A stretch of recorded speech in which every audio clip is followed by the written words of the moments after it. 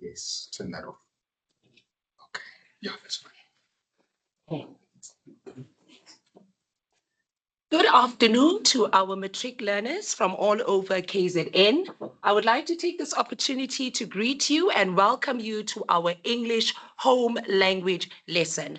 I am Miss Ali and I will be supporting you every Wednesday from 5 to 6 p.m. I am looking forward to any questions or comments that you may have. Please pop them up in the chats, but make sure that you also do register. Okay, guys? Right, okay. Now, let us begin with our lesson. So today, guys, we will be looking at English Home Language Paper 3. But before we begin with that, I would like us to talk a little bit about English as a language. Remember that in your case as learners, you do English, which is a language, but English is also a subject just like any other subject or discipline that you do in school. There are certain conventions, knowledge, and content that you need to know as a language learner. So just like you do in physics and geography, you have all these skills and knowledge that you need to acquire. The same thing applies for English, because even for paper 3, the lesson that we are going to be doing today, section A, these skills and knowledge that you are going to acquire today will assist you in writing essays that will, of course, allow you to get the 45 out of 50, to getting those A's, even 50 out of 50 for essay writing. Right, okay, guys. So without further ado, let's get to our lesson, right? So we are looking at essay writing. So when you write an essay, you need to know exactly how you are assessed. The rubric that is used for your essay writing, there are certain descriptors that are there in the rubric that we will discuss today, which are, for example, we're looking at number 1, what is it that the paper wants? And then how is that aspect assessed in the rubric or through the rubric? So the first thing with essay writing, the paper evaluates your ability to produce a clear, to produce a clear, to produce a clear, coherent, and a well-structured essay. So we're looking at clear, coherent, as well as a well-structured essay. Now, what is it do we mean by that? What does that mean?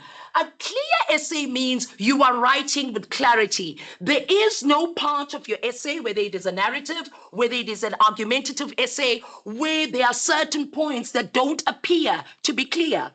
When we say coherent essay, we mean that your ideas, if it is a storyline, a narrative, your storyline needs to develop from one paragraph to another. A well-structured essay, we are not just looking at your paragraphs, you having written your essay in paragraphs out of 5. And then you believe that you need to get 5 out of 5 because you've written your essay in paragraphs. When we say well-structured essay, we mean that your paragraph must be clear, but also there must be a coherency, a link between your paragraphs. Secondly, the same paper assesses how effectively you express your ideas, your opinions, as well as your creativity in your writing. Now, what does that mean? The ideas that you express in an argumentative essay, a point of argument that you express, a point of discussion that you express in a discursive essay, or the level of creativity that you have in your narrative or reflective essay is also examined through the section of content and planning in your rubric. Thirdly, we also assess your use of grammar, your vocabulary, your punctuation usage, your style.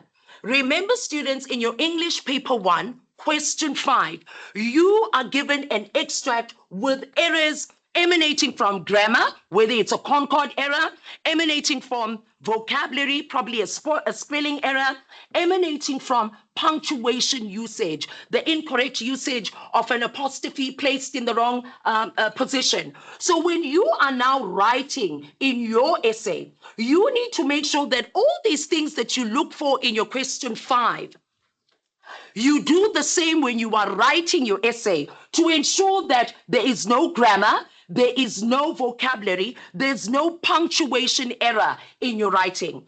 Of course, this section is 15 marks, the language, the style, and the editing.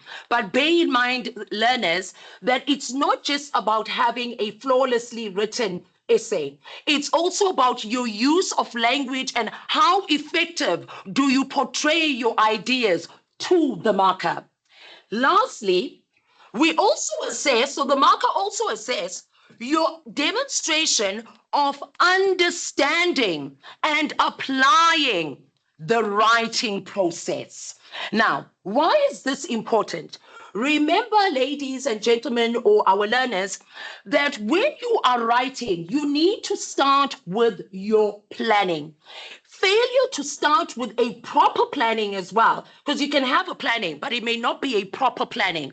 So failure to have a proper planning will lead to you writing essays that are disjuncted, your ideas are fragmented, your storyline, if it is a narrative or if it is a discursive essay, where you find that your storyline does not develop as the narrative continues. You have an abrupt storyline, a weak character development. Why? Because the writing process was not done properly, particularly the planning process, right? Your rubric, you are aware, these are the descriptors. You have your content and planning, which is 30 marks, emanating from what I told you when it comes to content, the manner in which you write. Manner is important, guys. Remember, 10 students may write the same essay, but not all 10 of you will get the same mark. Where does it border on? It borders on how effective you present your ideas, right? How effective you present your ideas. Then your planning, we're going to talk about the planning just now and the nature of the planning that we expect you to have, right? Your language, your style, your editing, 15 marks, structure, 5 marks, and then you get 50 marks. We're going to talk about language, style, and editing, as well as structure, after we've spoken about your writing process. Now, this is your writing process, guys. You have your pre-writing. Pre-writing means you are in the exam room. The invigilator has given you the question paper. You are sitting and you are reading through each and every topic that you have. Your topics from 1.6, from 1.1 to 1.6, the worded topics, and then the visuals that follow after that. So the pre-writing stage means you are viewing all of these topics that you can choose from, and then you are deciding from these topics, which one are you going to respond to? Remember, it doesn't depend on whether you like the topic or not. It should depend on whether the topic you have chosen, is it going to allow you to get your 45 out of 50, to get your 50 out of 50 for your essay writing. So that is the pre-writing stage. The pre-writing stage is accompanied by your planning, and we're going to talk about the planning, which is then followed by your drafting. After your drafting, you have your revision and editing. And then the last step is where you are ready and you are confident that your essay will give you the marks that you want to get. Now, let's look at the planning. Remember, guys, the planning is the very first step of your writing process. This is where all the ideas that you have that are based on the topic you have chosen, all these ideas that you have, these fragmented ideas in your head, you are writing them down either in a spider diagram or in a flow diagram, right? Remember again, these ideas, these fragmented ideas, must be based on something that you identified in the topic, something that you focused on that's related to the keywords in the topic, and ideas that are directly linked to the topic that you have chosen. Now, Thirdly, you need to make sure that your essay is not just detailed, but it's also a persuasive essay. For many of you students, yes, you have a planning, but your planning is vague. You just have a spider diagram, you have a cloud in the center, this is the topic. Your first cloud, you just write one word and that's it. Remember, your planning needs to bail you out. It must be written in such a way that it persuades the marker. When they see your planning, they are persuaded to believe that this child, when I read the essay that they've written, it is going to be a logical, a coherent essay, because from the planning itself, I can see a development in the planning of the child, right? So persuasive planning, whether it's a spider diagram, whether it's a flow diagram, you make sure again, it must be a planning that will logically develop. If it is a storyline, it will logically develop from one event to another, right? And then ensure that, of course, that your planning is engaging, right? And then, of course, if you have poor planning will result in a very unclear storyline. Imagine if, in the picture of Dorian Gray, imagine if Oscar Wilde just began typing, no planning, nothing, no planning of the setting, no planning on the description of our protagonist, who is Oscar Wilde in the novel. He just started writing the novel and that was it. So without planning, you will have a very unclear storyline. You will have a very weak character development. Remember, your main character needs to develop from one paragraph to the other. So it is essential that when you are writing and you are planning, you plan to ensure that in my narrative or in my reflective, I need to make sure that there is a character development. Again, an abrupt ending. If the planning is not done properly, there's an abrupt and ineffective ending. Imagine if you are reading The Life of Pi, for example. You're reading The Life of Pi and suddenly he just dies in chapter 3. As a protagonist, he dies in chapter 3. Why would that happen? It would happen if there is no proper planning. And as a result, because the storyline cannot continue, it leads to you having an ineffective planning, right? So please ensure that your starting point should be your planning and that your planning is persuasive enough. It will bail you out when it is time for you to do your drafting. This is an example of a planning. Now, if you look at the students, very detailed. Of course, you don't have to have it as detailed as it is.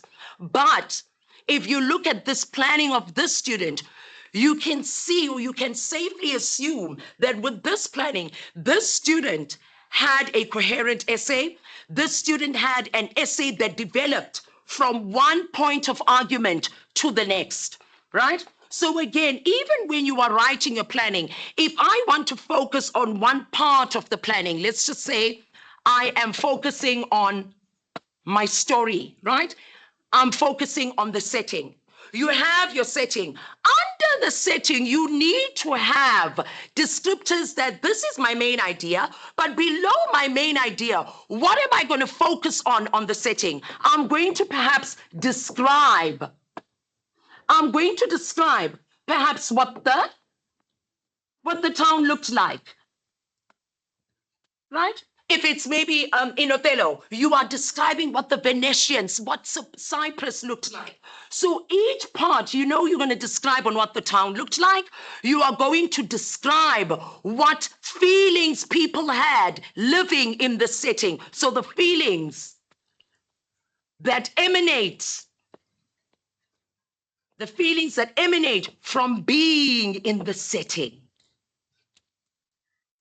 But the point again, guys, is you don't just have a word and believe that that's enough. You must be able to have the main idea, and from the main idea, you have points dropping down to help you so that when you are doing your drafting process, you already have your points of focus in that paragraph or for that paragraph. So ensure, again, planning is very important, and not just planning, but persuasive, detailed planning. Then, after your planning, you move to the drafting process.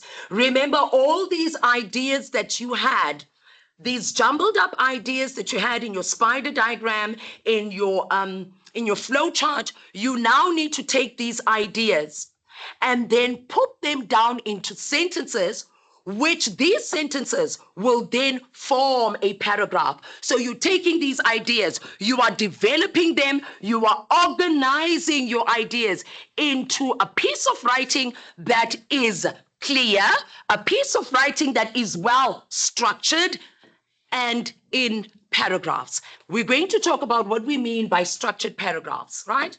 Then, secondly, you need to ensure, again, you may have your writing in paragraphs, but if you don't have your paragraphs written in a logical manner, it will result in, be it your narrative, be it your argumentative essay, it will result in, one, very disjointed ideas if it is an argumentative essay or a discursive essay. Disjointed ideas, lack of coherency in your ideas. So when you are writing, ensure that as you are drafting your essay, ensure that these paragraphs, there's a link, an interlink between your paragraphs to ensure that there's a smooth flow from one idea to the next. Right? Then also ensure, guys, you've heard this from your teachers a number of times, write an engaging introduction that of course relates to your topic. Now, an engaging introduction, students may ask, but what do you mean by an engaging introduction? An engaging introduction may begin with your essay, and your essay having vivid descriptions right from the beginning. For example, let's take the picture of Dorian Gray. Many of you do the picture of Dorian Gray. If you look at chapter 1, the very first few lines have a very vivid description of the setting. And let me read this to you. The studio was filled with the rich odor of roses, and when the light summer wind stirred amidst the trees of the garden, there came through the open door the heavy scent of lilac, or the more delicate perfume of the pink flowering thorn. So immediately, Oscar Wilde paints this vivid description of the setting, this vivid description of all these flowers and the colors of the flowers and the smell of these flowers. So when you are writing, ensure that you start your essay. That is, if you want an engaging introduction, start your introduction with vivid descriptions, right? Followed by, secondly, a dialogue. You can only start your essay with a dialogue. If it is a narrative or it is a discursive essay, you start your essay with a dialogue. For example, you start your essay with an open inverted commas for the direct speech, right?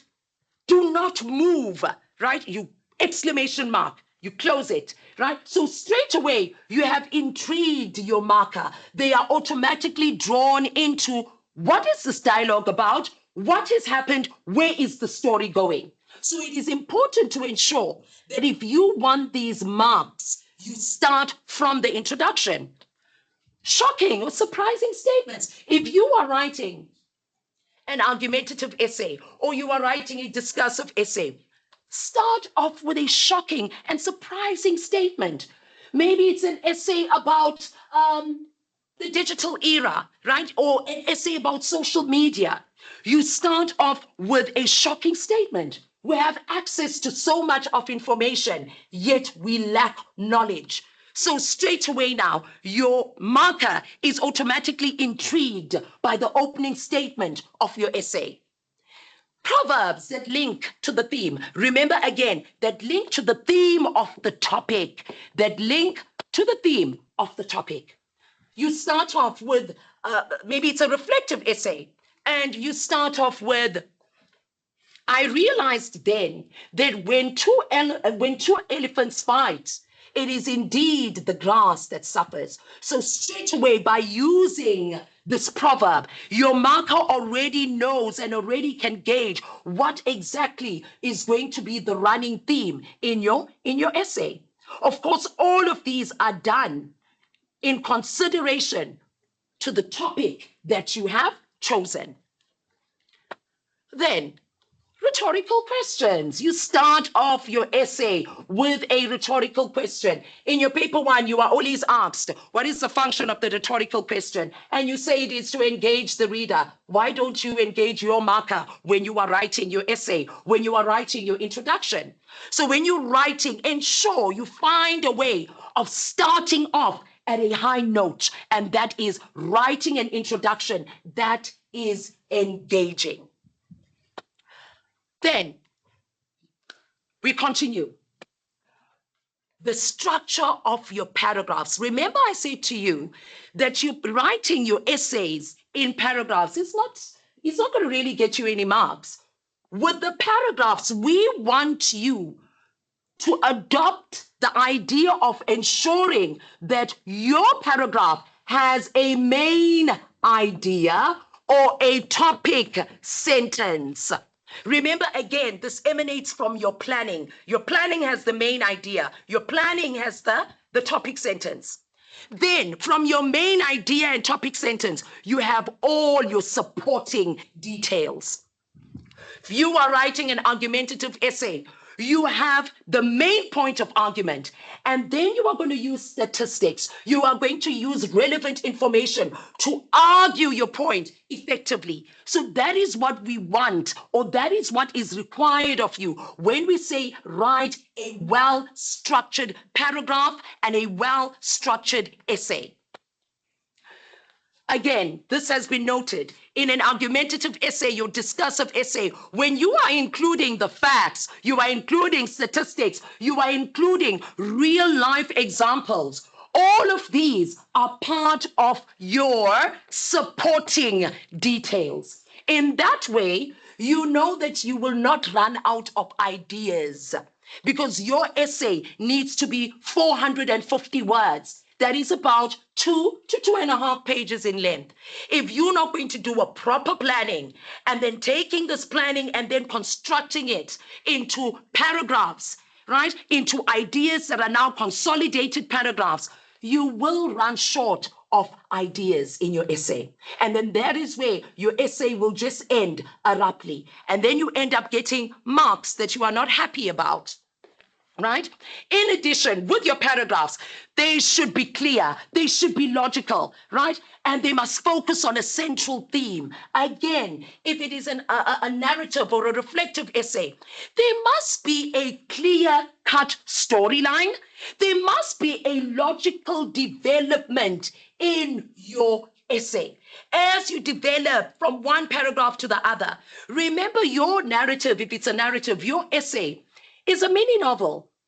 It's a mini novel where you are now writing a narrative or a reflective essay that is a much shorter version, a much shorter version of your picture of Dorian Gray. But the point is, we expect you to have all the elements of a story that you read about also in your novels, right? Then, of course, we come to how then do you create, right, a coherent or coherency in your paragraphs, a coherent essay. You will use connectors. You use your connectors to connect ideas. And we're going to talk about connectors later on, right? And then, of course, vary your sentence structure. Remember, in primary school, even in grade 12, your types of sentences are tested. So why don't you take that knowledge and apply it when you are writing your essay? Instead of just having simple sentences, try using compound sentences, try using complex sentences. Instead of using commas all the time, use conjunctions, subordinating conjunctions instead of the comma, so that you know that you have tried to vary your sentences. It shouldn't just be the same sentences throughout. The structure is the same. Use short sentences, use long sentences, use the different types of sentences in your writing. right? Then we come to the important part, your proofreading and your editing, or rather, your editing and your proofreading. Your editing and proofreading, this is where you took ideas from your planning, disjointed ideas. You put them now into sentences. You formed paragraphs. Your essay is now completed. Now you sit and you edit your work. You edit your work. This is the stage where you review and you improve your draft to make it clearer, to make it more accurate, to make it more effective. Improve. If there's a word you used in your paragraph and you feel again, or in one of your ideas, but you feel that it's not effectively conveying exactly, maybe you were describing a feeling. You just said, I was happy. Happy is a very mundane word. It's just, you're just happy. But why don't you remove it and change it? Improve happy. And you use another word. I was ecstatic when I found out that I had 100% for my English paper too. So it means you're going back, you are looking at what you had initially written, and you are reviewing it and you are improving it to make it clearer, to make it more effective, right? Followed by this stage. Remember, as you are editing, you are looking for certain things when you are editing. You are editing your grammar, including your tenses. Remember, guys, when you are writing, tenses becomes very important. If you are writing a narrative, there's a certain tense. Again, sometimes students may like to start with a flashback. That's okay. But again, just make sure you don't end up mixing tenses in your essay, right? You must be able to transition smoothly from one tense to the next, and it's not an easy thing to do. So ensure that you keep, if it's a narrative or a reflective, you keep it to the past tense. Remember, a reflective essay as well can also be other than the past tense. You can write a reflective essay in the future tense. So you are writing now what you imagine your future would be like in 10 years' time. So it can also be in future tense. You are looking at removing redundancy, ambiguity, verbosity in your writing. You are repeating the same idea in the same sentence, in the same paragraph. You want to say, there was a huge, big monster. That's redundant. Huge and big is the same thing. So when I'm reviewing and I'm improving, I will then decide huge, big. Which word is more effective? Huge, but even huge is not the most effective word, but you'll keep huge and you'll remove big. That is what we want. You remove the redundancy. In your writing, avoid writing in a very ambiguous manner where the meaning exactly of what you're trying to say is very ambiguous. Let me give you an example. If you are writing, let's just say it's a reflective essay, or you're writing a narrative essay, and you are writing maybe about your grandmother. Reflective essay, you're writing about your grandmother. You prepared maybe dinner on one particular day, and then you say, let's eat grandma. For example, let's eat grandma. Now let's analyze that sentence. It is very ambiguous. Why is it ambiguous? We don't know exactly what you're saying. Are you saying you want to eat grandma for dinner? That was the intention of your point in your narrative. At one point, you wanted to eat grandma in your dinner? Or are you saying, or you are instructing that, grandma, I've cooked, let's sit down and let's eat, grandma? So again, your ambiguity is very important. Again, which leads to your punctuation usage. Because if you use the punctuation incorrectly, it will lead to ambiguity, right? Verbosity in your writing, you have so many words written there. That is why you can't keep it to 450 words. So go back, remove verbosity, the unnecessary words that you have used in your essay during the editing stage. Then, of course, refine your word choice. Refine it. Go back. Check your sentence structure. Is there an agreement between your subject, your verb? Is the concord all good? Is the spelling all good? Are the words that you're using in your essay, Are the ideas well expressed? Can you not use maybe an imagery to describe a certain feeling, to describe what something looked like instead of just saying it? Use it or express it in a metaphorical manner. These are all the ways that you can go back, edit, and improve what you have written. Again, you need to check if your punctuation marks have been used correctly, right? Placing an apostrophe, for example, in the correct place. Again, it is always advisable not to use contractions. And in fact, not advisable. You are not supposed to use contractions in your formal letters as well as your essay writing. In an informal letter to a friend, of course, the audience is appropriate, you can. But in a formal letter, you can't. In an essay, do not use punctuations like an apostrophe if you are unable to place it in the correct position or in the correct place. Then, of course, your use of commas, comma splice. You have commas all over your essay. Your essay is riddled with commas. Think of a way of removing that comma and using a certain conjunction. Use a subordinating conjunction. Use a coordinating conjunction. But do not use commas unnecessarily in your writing. Then, of course, lastly, I've already pointed this out to you. Please, it's advisable. My advice is do not use contractions in your writing, unless, of course, in your transactional pieces, the use of the comma is appropriate for the audience that you are writing for, right? Of course, you need to ensure that you count your number of words. Right, guys, with that being said, we'll go through these quickly. The different types of essays. If you look at number 7, it's the only essay that doesn't apply to students who do English FAL, right? But the rest of the topics apply, or the rest of the essay genres, they apply to both students, whether you're doing FAL, whether you're doing English HL, right? Now, narrative essay. Quickly, remember, you are presenting a story, but that's not enough. Your story needs to be a credible story, a coherent story with a plausible storyline. It must be a storyline where it is a plausible storyline because it's a credible story. It's not enough for you to just write an essay and think, I've just written an essay, I'll get a good mark. You must be able to read your own narrative and ask yourself, having written this narrative, is this narrative a plausible narrative? Is it a credible storyline? If it is not, then of course it will mean you need to go back to the drawing board and start again. Remember, you got 3 hours for this paper.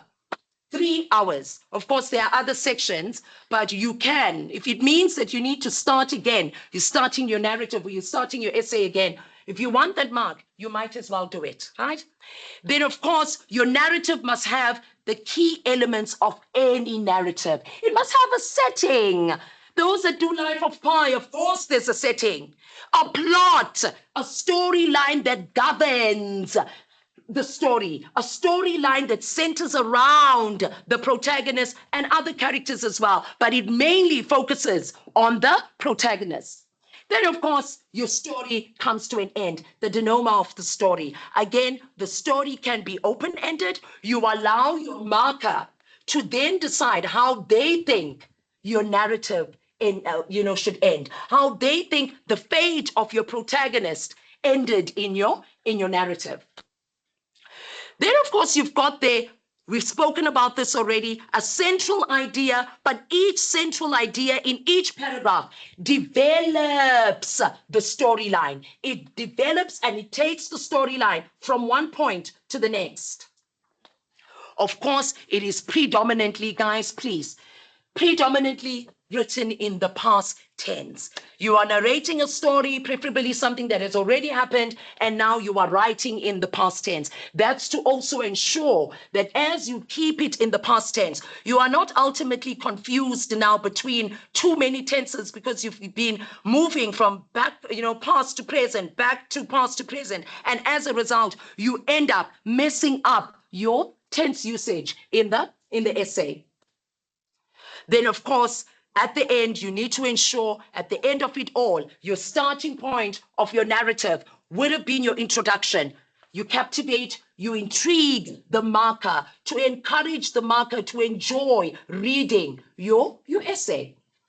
There we go. This is a typical novel. Many of you are doing it. Picture of Dorian Gray. Look at how Oscar Wilde sat down, planned his characters. He didn't just start just typing and having the storyline up and running. He had to plan it, plan the storyline, plan the Victorian society setting, plan the characters, plan the villains, plan the heroes in the novel, right? Then, of course, descriptive essays. Of course, here now, you are just describing. You can be describing a person, you can be describing a particular experience, you can be describing an event. Bear in mind again, learners, that even in a narrative, the elements of a descriptive essay needs to go in there. Because when you're describing your characters, you need to describe your character in such a way that you bring your character to life. And the only way you can do that is when you describe your characters, right? Again, your descriptive essay must create a vivid imagination of what you are describing. When the marker for a moment closes their eyes, they must be able to vividly imagine what you have just described, just using words. They are able to vividly imagine what this character looks like. So again, it's like creating a picture with words. Just like a visual, you're looking at the visuals and then, or the visual, and then you create a worded essay based on what you have seen, right? Or what you've interpreted in your visual interpretation essay. Then, of course, your topic again will guide you. If it is a visual and you're describing a visual, the visual image must guide you as to what exactly you are describing in that visual. Then, of course, you need to use descriptive language. So when we're using descriptive language, what are we looking at? Adjectives, adverbs, your figures of speech, right? What something, the senses, what something feels like, what something looks like, what it sounds like, what does it taste like, and what does something smell like? You read in the Picture of Dorian Gray, I read for you. The opening chapters focused a lot on sight. It focused a lot on smell. So again, you need to do that when you are writing your descriptive essay and when you are writing your narrative essay, because we need to get a vivid imagination of your narrative, a vivid imagination of your reflective essay, right? Or of your reflective experience. There's an image, right? If you had to write a descriptive essay based on this image, beautiful garden. It reminds me of a little bit of, in the Picture of Dorian Gray, Basil Hallward's garden, with the kind of lifestyle that he has and all his aristocrat friends have. They probably have a garden that looks exactly like this, right? Providing them with that tranquility. Right, and then we're moving on, guys, reflective essay. Again, this time, a reflective essay. Unlike a narrative, you're just telling a story. There isn't much there is to it. There isn't much there to it. But when you're looking at a narrative essay, your narrative essay, it goes through a process of you exploring your thoughts as well as your feelings about a particular experience. You went through a certain experience. It changed your life somehow. So when you're writing an essay, you are focusing more on the thoughts and the feelings that you have post this experience.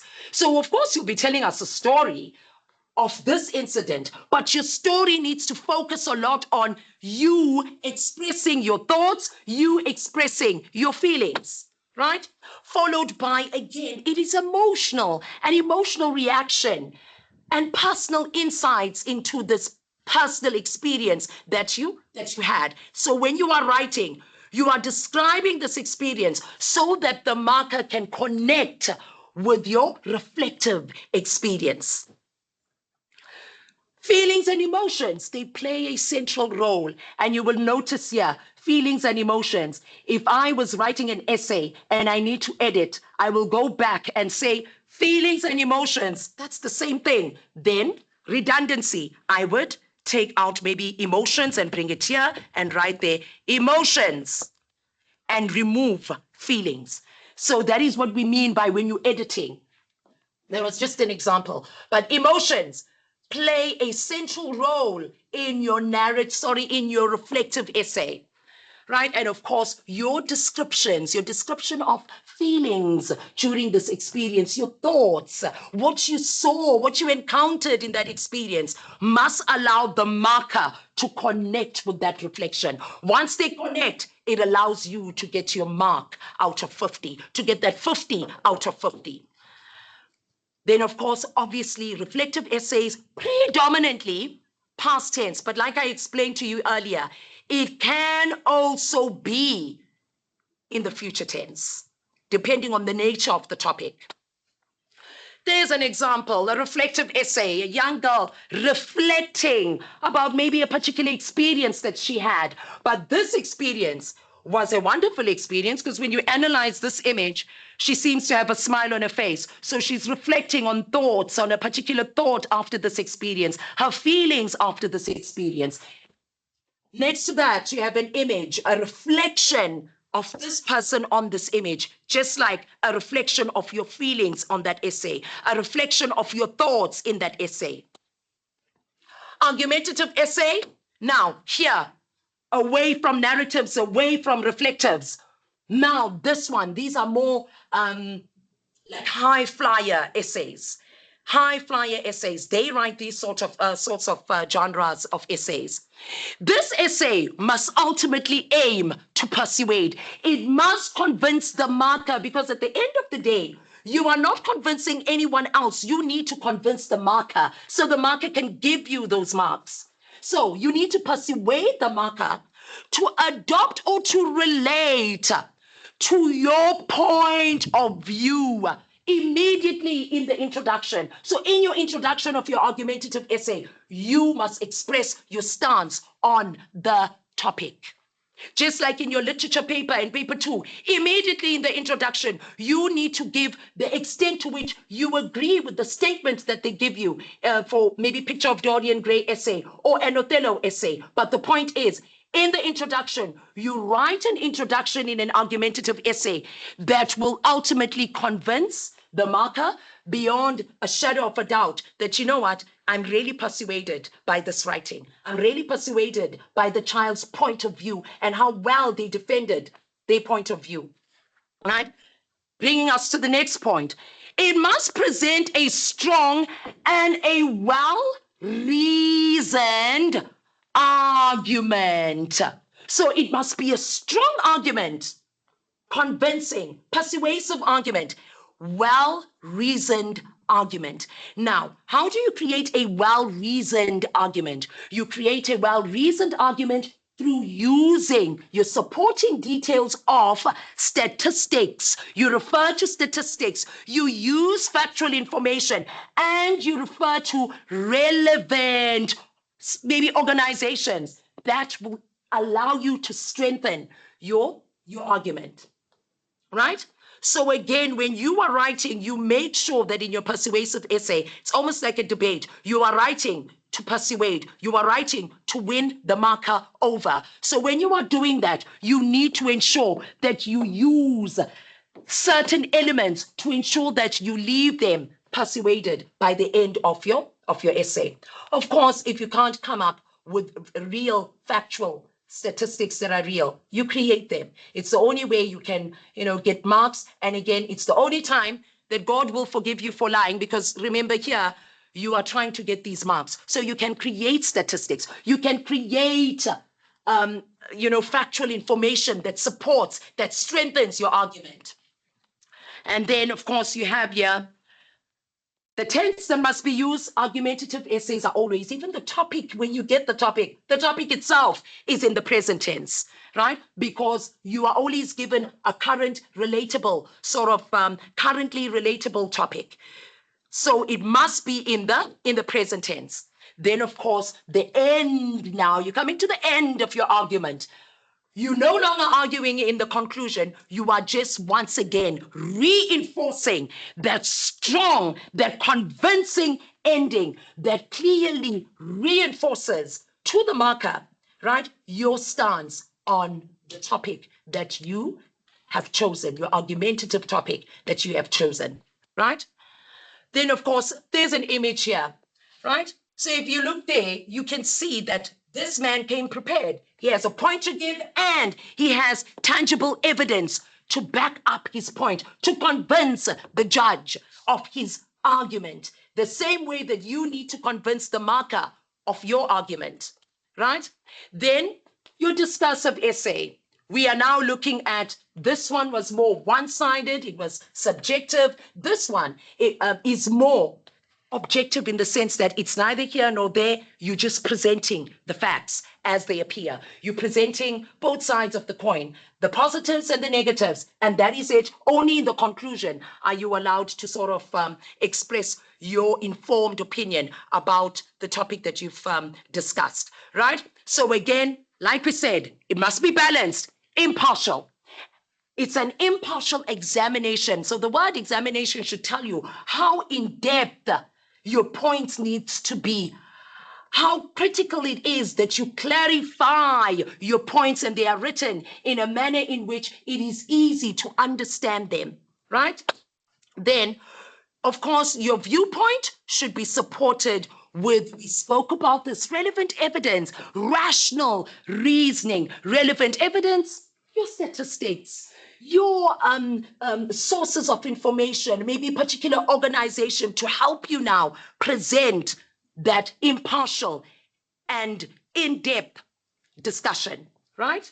Then, of course, your essay should be organized, you know this, a clear introduction, a body, but of course, each of the paragraphs in your body, they must express different ideas, because that's where the discursive part comes out. You're discussing, so you are presenting different ideas and perspectives on this topic. Maybe if it's social media, you are presenting both the facets of social media, the negatives and the positives, right?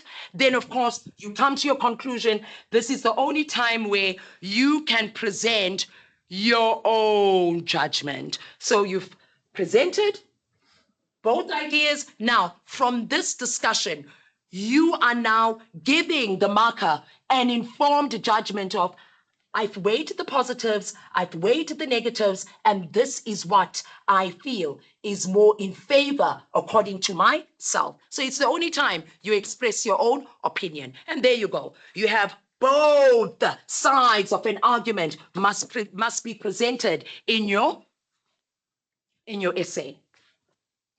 Then quotation-based essays. Oh, quotation-based essays, right? Again, quotation-based essays.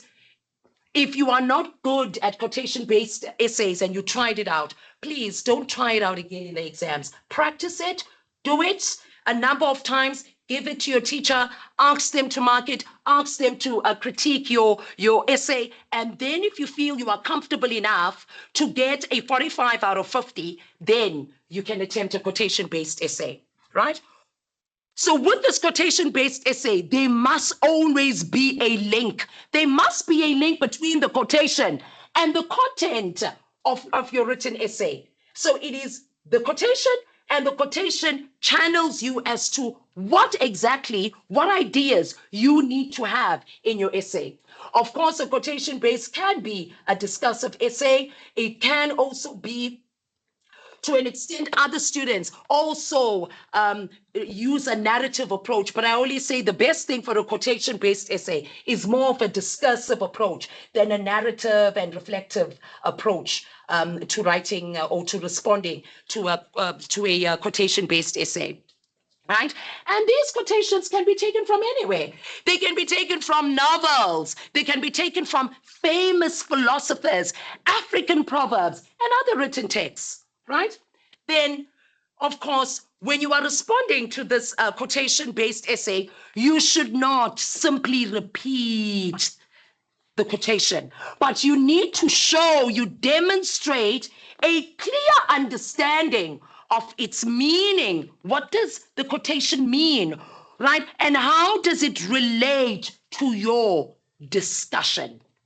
So you're not just looking at the words and just repeating the words in different ways, but you are looking at the words and you are giving us the meaning of this quotation and you are relating it in a discussion. Then, of course, you are expected, of course, to look at the ideas. What ideas and issues that are raised or that are implied in the quotation. So you can focus on that. You can focus on these ideas and the issues that are raised in the quotation, and you build your essay paragraph by paragraph on the quotation. Of course, citing diction, taking words and phrases from the quotation to develop these ideas, right? To provide examples and explanations as well as reasonings that are related to a word or a phrase or something in the quotation itself. So there must be that link. There's an example, a quotation from Oscar Wilde. To live is the rarest thing in the world. Remember, that's just one part of the quotation. This is part one. Part one of the quotation. Most people exist. That is all. This is the second part of the quotation. So if you are to fall in the exceptional category for this essay, you will need to address both sides of this essay. Both ideas of this essay needs to be addressed when you are writing or choosing to write a quotation-based essay. Your lyrics-based essay, again, right? Based on lyrics, songs, right? Many of you listen to music. You like listening to music in your spare time. So as you listen to music, try and connect more with the lyrics and understanding how the musician was feeling at the time when they wrote that song. That will help you should you choose a lyrics-based essay, right? So again, in this essay, the song's lyrics, the theme, the message must be your starting point. That is where you are starting if you choose a lyrics-based essay. Your focus must be interpreting the meaning of the song, the emotions associated with the song, as well as the ideas that are repeated in the lyrics. For example, if you look at one of the songs, a song by Drake, Sometimes We Laugh, Sometimes We Cry. When you look at that song, you listen to those lyrics, you understand the meaning of those lyrics, right? We are not always happy. There are times of hardship, but also we understand the emotions behind those lyrics. And then we can derive ideas around those lyrics, ideas that relate to life in general, right? Then your introduction should reference the song or a line from the lyrics. That should be your introduction. Something from the lyrics, maybe a word or a line from the lyrics as your starting point for your introduction. Your essay, of course, must develop the message of the song. What is the overall message of the song, right? Then, of course, you have your you summarize the overall, right? This is an example by Michael Jackson. Then your visual interpretation essay, essentially, you are looking at, when you are writing a visual interpretation, you observe your image and then you look for the deeper meaning in the image, the thoughts that are associated with it and the emotions. So you start by looking at the image, the visual image, you create a title, and then lastly, you create content around the visual image, the title that will inform your content. If you look at this, this is an image, beautiful image. It reminds me of a poem, Prayer to Mars, the lion-headed ancestor. Then, of course, your use of connectors. How do you use? What are connectors? These are your connectors depending on what you want to do, right? Maybe you want to contrast your ideas. You will use that connector. You want to include an additional idea. You'll use the additional connector. Then in conclusion, with this side, we're just looking at, before we go to a paper, let's just read this quotation. Writing comes from reading, and reading is the finest teacher of how to write. Beautiful. So the more you read, the more you allow yourself to be exposed to different kinds of writing, to be exposed to different styles of writing. So it is essential that you practice your writing through your reading of Picture of Dorian Gray, your reading of The Life of Pi. Right, guys, let's look at last year's May-June paper. We'll quickly just go through these. Which category will this topic fall into? Which genre of an essay will it fall into? A sentimental journey, of course. You are also looking at the words. What does sentimental mean? What do we mean by journey? That should always be your starting point. Before you even decide, you should make sure that your starting point should be you dissecting the words in the title. Sentimental, what does sentimental mean? Sentimental deals with emotions, right? It deals with emotions. It deals with special emotions, maybe of love, emotions of nostalgia. So we know that this journey was no ordinary journey. It was a journey that was filled with certain emotions. Journey means when you move from one place to another. Of course, it can be both literal and figurative. So a sentimental journey can be a narrative essay, it can be a reflective essay, but it can never be an argumentative essay, right? So again, these are all the things that you look at while you are deciding in the planning stage, in the pre-writing stage. The next one, my face, it's a quotation. My face turned pale, as deadly pale. My legs refused to walk away. My life and all seemed to turn to clay. Like the rhyme there. Right, again, you're analyzing these words. You're coming up with ideas. My face turned pale, deadly pale. What does it highlight? My legs refused. So as you are deciding on each line of this lyrics, you are choosing to focus on something. My face turned pale. Maybe the idea of shock. They were so shocked that their face turned pale. So the idea of shock has been emphasized here, right? Then my legs refused to walk. There's almost like an imagery, a personification that is there. My life and all seemed to turn to clay. So as you are going through each line of the lyrics, you should actually be dissecting it and looking at how can I approach it. Definitely a a lyrics-based essay. An equal society is an almost impossible dream. Again, what do we mean by equal society? Equal society in terms of which again, the topic is quite right. An equal society is an impossible dream. So you are looking at an egalitarian society then, a society where everyone is equal in terms of wealth and status, right? And again, this topic says it is an impossible dream. Again, dream not meant in the literal sense where you're sleeping and you're dreaming, but dream in this case is almost like a goal. It's an impossible goal to achieve. So you are now looking at this topic and you are deciding, am I going to argue against this topic and say, no, I actually believe that egalitarian society can be achieved. It's not just a dream.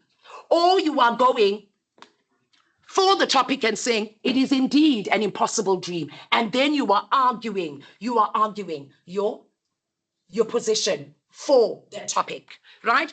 Sounds from within. Here's another topic as well. Sounds. But the word within almost changes everything. It makes you realize that maybe the topic has nothing really to do with a literal interpretation, although if you have a literal interpretation, it can be right, where if you decide to write about you being confined in a particular space and then you could hear sounds coming from the walls, that's fine. But this is more a metaphorical, a figurative interpretation. Sounds can actually be your inner thoughts, your emotions, this voice inside of you. So it can be your emotions. It can be your emotions, your inner feelings. It can be your emotions and your inner feelings, right? Within can be, again, yourself. You're referring to yourself here. So your essay is focusing more on the figurative message behind this topic. Difficult roads often lead to beautiful destinations. Again, more metaphorical, but of course, if you write it literally, you were going maybe on a journey, you encountered challenges, but eventually you made it there. Fine, it can be any, a literal interpretation. But it's more figurative than literal. Figurative in the sense that difficult roads can refer to your challenges. It can refer to challenges. It can refer to obstacles that you face. And then beautiful destinations can refer to the idea of, of achievement. After your hard work, studying sleep and having sleepless nights, studying Picture of Dorian Gray, writing essays, writing Othello essays, right? You eventually arrived at a beautiful destination of achievement, a beautiful destination of success, right? Then, of course, let's go to the images quickly, just the images quickly, right? The images quickly. And then, of course, these are the images. Look at this one. Sorry. Look at this one, right? A man carrying up, right, a tree, and we can see the roots of the tree. That can mean a lot of things. A root can be your identity. It can be you upholding your identity in society, your family values, right? Depending on how you want to interpret it. Remember, these are open-ended, right? And then, of course, I liked this one as well. Sorry. This one, right? A chest that has been locked up. So maybe the idea of secrets, emotions that are hidden. And that is why the key represents hidden emotions, hidden thoughts, hidden feelings. Right? And then, of course, this is the last one. And the picture of a watch. So we're looking at maybe the passage of time, the fleeting of time. Right. Okay, guys, thank you very much. I hope that this lesson was beneficial to you. If you have any questions, please do pop them up. I will respond to them. Thank you very much. Bye. Okay. Right, okay.